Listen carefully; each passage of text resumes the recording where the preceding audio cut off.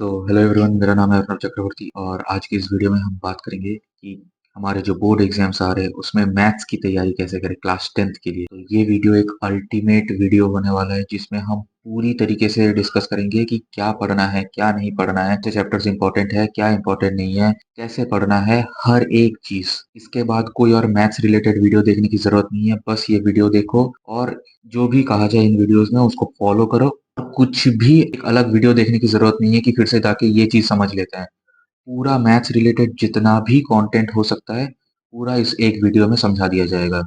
एक और चीज मैं बता दूं, इस वीडियो में मैं बहुत सारी चीजें शेयर करूंगा जो स्क्रीन पे आएंगी। यहाँ पे तो मैं 1-2 सेकंड के लिए रुकूंगा, सारे स्क्रीनशॉट्स मार लेना। ये बहुत काम की चीजें होने वाली है, जितने भी इंपॉर्टेंट चैप्टर्स वगैरह हैं, किस चैप्टर के कितना वेटेज है, क्या नहीं है, हर एक चीज बता दिया जाएगा। तो हाथ रेडी रखना अपने स्क्रीनशॉट्स मारने के लिए, क्योंकि लिखने का टाइम होगा नहीं, तुम लोग बैठ कर भी लिखोगे नहीं, वीडियो पॉज करके लिखने बैठोगे, ये सब हरकतें करने की जरूरत नहीं है।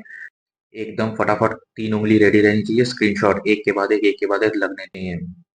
सबसे पहली चीज के ऊपर बात करते हैं कि पहले मार्क्स का डिस्कशन कर लेते हैं। तो टोटल 100 मार्क्स का एग्जाम होगा, उसमें से 20 मार्क्स आपके स्कूल से दिया जाएगा इंटरनल, और 80 मार्क्स का आपका बोर्ड का एग्जाम होगा। तो पहले तो यहाँ पे कोशिश करें कि आपको स्कूल की तरफ से जो 20 मार्क्स है उसमें अच्छे से अच्छे नंबर मिल जाए। यूनिट टेस्ट वगैरह जो होता है उसका भी ब्रेकडाउन यहाँ पे स्क्रीन पे आ रहा होगा, तो वो सारी चीजें देख लो, उस हिसाब से प्रिपरेशन स्टार्ट कर दो कि स्कूल में उस हिसाब से आपको उन उन जगह पे अच्छे अच्छे मार्क्स मिल जाएं। पहली चीज तो ये। तो 20 मार्क्स का वहाँ पे झमेला खत्म हुआ। अब आते हैं बाकी 80 मार्क्स पे। तो 80 मार्क्स पे हमारे मैथ्स का बहुत ही वास्ट सिलेबस है। तो पर यूनिट्स के हिसाब से अगर हम लोग डिवाइड करेंगे तो फिर हमें समझ में आएगा। जैसे कि बात करते हैं अलजेब्रा की, तो अलजेब्रा 21 मार्क्स कैरी कर रहा है, यहाँ पे स्क्रीन पे आ रहा होगा, देखते रहना। तो अलजेब्रा के अंदर अगर बात करें तो पॉलिनोमियल हो गया, लीनियर इक्वेशंस हो गए, क्वाड्रेटिक इक्वेशन हो गया और अरिथमेटिक प्रोग्रेशन हो गया। तो ये सारे चैप्टर्स के अगर आप वेटेज देखोगे तो मतलब इजी इजी चैप्टर्स हैं, पर वेटेज बहुत ज्यादा है। अगर आप सिर्फ अलजेब्रा कर लेते हो वहीं पे आप 21 मार्क्स सिक्योर कर लेते हो। तो अगर कोई बच्चा ऐसा है जो बस मैथ्स में उनको बहुत ज्यादा डर लगता है और पूरा पढ़ना नहीं चाहता है कि भाई किसी तरह से बस पासिंग मार्क्स मिल जाए, ऐसा नहीं हो कि फेल हो जाऊं, तो उसके लिए सबसे ईज़ीएस्ट होगा कि आप अलजेब्रा खत्म कर लो, क्योंकि एज़ सच कुछ डिफिकल्ट है ही नहीं। पॉलिनोमियल्स बहुत ईज़ी है, नंबर सिस्टम्स वगैरह कर लो। तो अगर देखा जाए जैसे पॉलिनोमियल हो गया, तो बहुत ही ईज़ी क्वेश्चंस है, वो ही नॉर्मल क्वेश्चंस आते हैं, alpha plus beta equals to minus b by a और c by a, alpha into beta, 3 variables का क्या होता है। तो ये बहुत ही ईज़ी-ईज़ी क्वेश्चंस आते हैं, वहाँ से आप पॉलिनोमियल्स एक बार पढ़ लेते हो, यही 2 क्वेश्चंस नॉर्मली बनते हैं, 4 मार्क्स आपके वहाँ से सिक्योर हो गए। बात करते हैं लीनियर इक्वेशन की, 3 तरह से सॉल्व होता है, एक होता है आपका एलिमिनेशन मेथड, एक हो गया सब्स्टिट्यूशन मेथड, लास्ट वाला हो गया वो क्रॉस मल्टीप्लिकेशन मेथड। और थोड़े बहुत इजी इजी न्यूमेरिकल्स आते हैं, बहुत ही ज्यादा इजी होते हैं, मतलब न्यूमेरिकल्स इन द सेंस के प्रॉब्लम्स, तो वो भी बहुत ज्यादा इजी होते हैं, बहुत ज्यादा इजी है लीनियर इक्वेशन में सॉल्व करना। बाकी आते हैं क्वाड्रेटिक इक्वेशन में, बहुत ही इजी है। एक तो श्रीधराचार्य फॉर्मूला हो गया, और नॉर्मली आप जो यहाँ से करते हैं, और एनसीईआरटी में बेनिशियस फैक्टर भी सीख लीजिएगा, तो बहुत ही ज्यादा इजी है, 6 मार्क्स यहाँ से भी सिक्योर करना। आते हैं अरिथमेटिक प्रोग्रेशन में, 2-3 फॉर्मूलेज हैं, बस उसको याद कर लीजिए। सम का हो गया आपका, फिर प्रोग्रेशन आगे का निकालते कैसे, प्रॉब्लम्स आते हैं, बहुत ज़्यादा ईज़ी है। तो अलजेब्रा को किसी भी तरीके से छोड़ना नहीं है। अगर किसी को भी ऐसा है कि मैथ्स में बहुत ज़्यादा डर लगता है, वन शॉट इनके वीडियोस देख लो, बहुत ज़्यादा ईज़ी आपका यूनिट है, और बहुत ईज़िली सॉल्व हो भी हो जाएगा, और बहुत स्कोरिंग भी है एट द सेम टाइम। अब आते हैं नेक्स्ट चीज़ पे, जो कि है ट्रिगोनोमेट्री। अब ट्रिगोनोमेट्री बहुत ही, मतलब पहली बात तो बच्चों के लिए बहुत ज़्यादा न्यू होता है, उन्होंने कभी ट्रिगोनोमेट्री पढ़ा नहीं होता है। तो इसके 2 सेक्शंस में, एक पूरा इंट्रोडक्टरी पार्ट होगा जिसमें वो एंगल्स वगैरह ये सब निकालना, कौन सा पॉजिटिव एंगल होता है, नेगेटिव होता है, फिर वो ग्राफ वगैरह की, इसमें ऑल पॉजिटिव, यहाँ पे साइन, एएसटीसी वगैरह वो सारे याद करने होते हैं। तो सारा मिला के आपके पास 7 मार्क्स का क्वेश्चन आएगा, तो बहुत ही ज़्यादा ईज़ी होता है। बस जो ईज़ी-ईज़ी ट्रिगोनोमेट्री के टॉपिक्स हैं उनको देख के चले जाना। अगर प्रॉब्लम्स बन जाए तो अच्छी बात है, नहीं बने कोई दिक्कत नहीं। तो एक बार के लिए देख के चले जाना। ट्रिगोनोमेट्री में सबसे ज़्यादा डिफिकल्टी वहाँ से स्टार्ट होती है जहाँ पे आइडेंटिटी स्टार्ट होता है। तो वैसे अगर फॉर्मूले देखे जाएँ तो 3 ही फॉर्मूले हैं जिससे पूरा ट्रिगोनोमेट्री का आइडेंटिटीज़ का पूरा चैप्टर सॉल्व हो जाता है। पर वो आइडेंटिटीज़ को निकालना कि हाँ, कौन-सा आइडेंटिटी कहाँ पे लगाना है, कैसे उसको अप्लाई करना है, किसको किसमें चेंज करना है, तो आइडेंटिटीज़ वाला चैप्टर बहुत ही ज़्यादा लेंथी क्वेश्चंस बनते हैं आइडेंटिटीज़ वाले चैप्टर से। तो देख के जाना, अगर पॉसिबल हो पाए तो देखो। ये मैं नॉर्मली बात कर रहा हूँ कि जिनको डर लगता है। अगर आपको ऐसा एम है कि आपको अच्छे से अच्छे मार्क्स स्कोर करने हैं, जैसे मेरे आए थे 99 out of 100 in maths class 10th में, तो अगर उस लेवल का मार्क्स स्कोर करना है तो ऑब्वियसली आपको सब कुछ पढ़ना है और डिटेल में पढ़ना है। पर अगर आपका ऐसा है कि सिर्फ थोड़े बहुत मार्क्स मिल जाए, तो उसके लिए मैं कह रहा हूँ कि आप ट्रिग्नोमेट्री के इजी चैप्टर्स देख के चले जाइए और टफ वाले छोड़ सकते हैं, उसमें कोई दिक्कत नहीं है। जैसे कि हो गया आपका आइडेंटिटीज वाला चैप्टर, वो बहुत ज्यादा दिमाग खराब कर सकता है, तो उसको आप छोड़ सकते हैं। और एप्लीकेशन वगैरह, उसमें तो हाइट एंड डिस्टेंस वगैरह वो तो बहुत ही ज्यादा, अगर आपका नॉर्मल बेस ही हिला हुआ होगा वहाँ पे तो आप और कुछ नहीं कर पाएंगे, तो हाइट एंड डिस्टेंस भी आप छोड़ सकते हैं।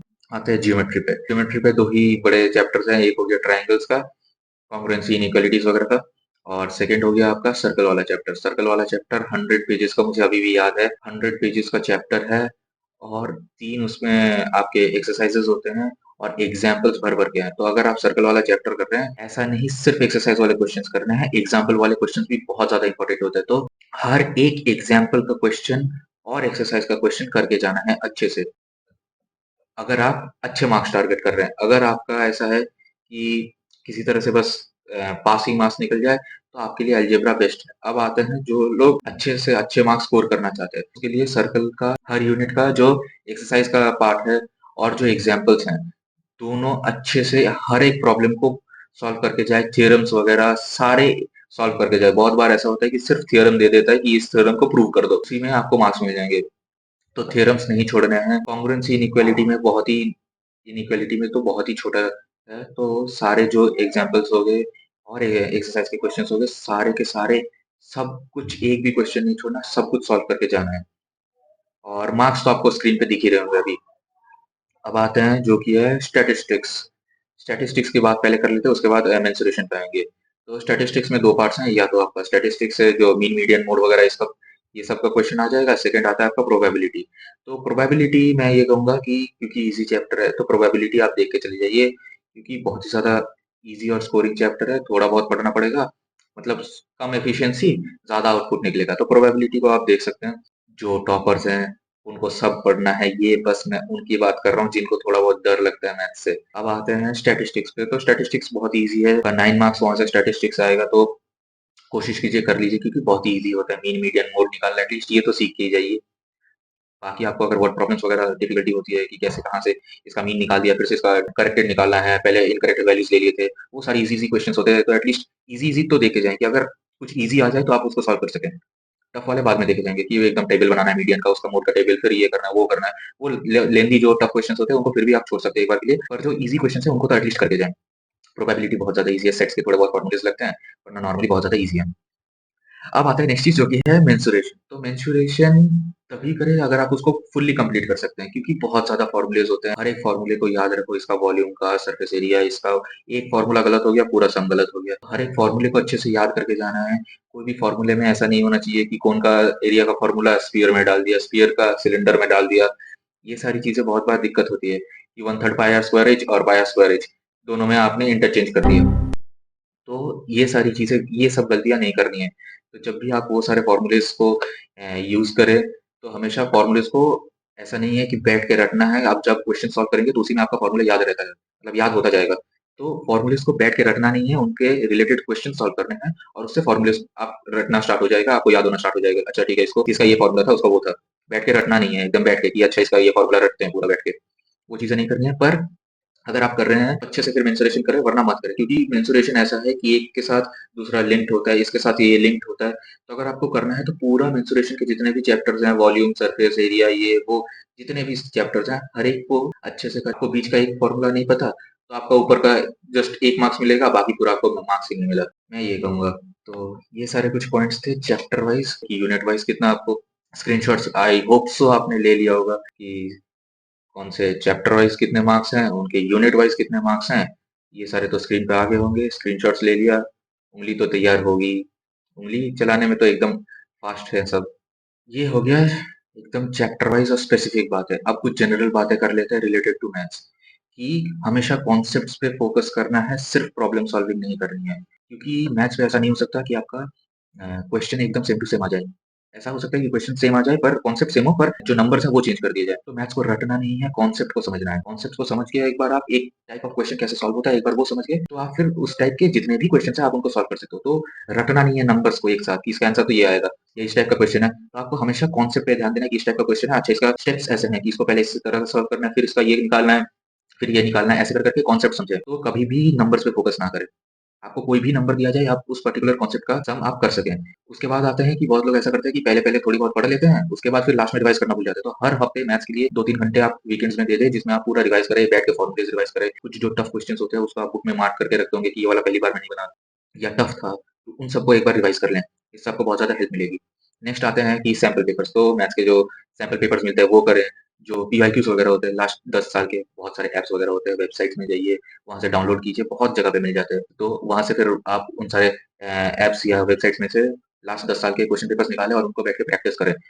बिना मतलब का कुछ भी नहीं करना है, पर प्लान्ड तरीके से जाना है। अब आते हैं बुक्स की बात कर लेते हैं।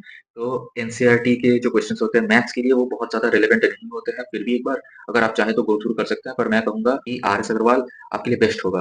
अगर आपके आर.एस. अग्रवाल के सारे क्वेश्चन्स कंप्लीट हो गए हैं, सब कुछ एक-एक बार, 2-2 बार कंप्लीट कर लिया है, तो उसके बाद फिर आप कर सकते हैं आर.डी. शर्मा। और बोर्ड्स के लिए RS. Agarwal plus RD. Sharma is more than enough. अगर आप अच्छे से सारे कॉन्सेप्ट समझते हैं, तो आपको ऐसा ज़रूरत नहीं पड़ेगा कि आपको 50 बुक्स करने की ज़रूरत है। 2 बुक्स जिसमें आप अच्छे से कॉन्सेप्ट समझते हैं, एक कॉन्सेप्ट का 1 सवाल कर लिया, उसके बाद बाकी उस कॉन्सेप्ट के सारे सवाल आप कर सकते हैं। अगर ऐसा कॉन्फिडेंस आ जाए, तो 50 बुक्स नहीं लगते मैथ्स में। लास्ट में आता है कि मैथ्स एक ऐसा सब्जेक्ट है जो कि आप भूल जाते हो, तो प्रैक्टिस हमेशा रेगुलरली करते रहें। ऐसा नहीं एक बार कर लिया फिर छोड़ दिया, रिविज़न करना है, प्रैक्टिस करना है हमेशा।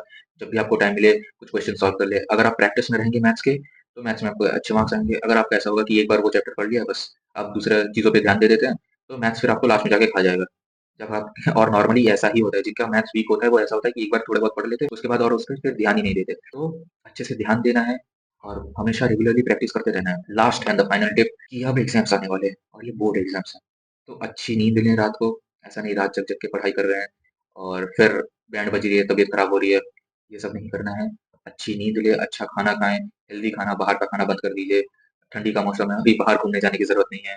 ये सारी चीज़ें बहुत ही जनरल चीज़ है, फिर भी मैं बता रहा हूँ, ये सारी चीज़ें प्लीज़ फ़ॉलो करें और एग्ज़ाम से पहले तबीयत खराब नहीं होनी चाहिए। अपना हेल्थ का ध्यान रखें, एट द सेम टाइम पढ़ाई भी करें। और ये बहुत ही डिटेल्ड वीडियो बनाया है मैंने। आई होप सो कि इतना दूर कोई भी आया होगा और ये इतने सारे पॉइंट्स सुने होंगे। अगर कोई आया है तो बहुत अच्छी बात है। अब इन सबको बैठ के इम्प्लीमेंट करना है, ऐसा नहीं कि बस वीडियो देख ली फिर से दूसरा वीडियो पे जाते हैं। ये वीडियो मेरे ख्याल से इनफ था।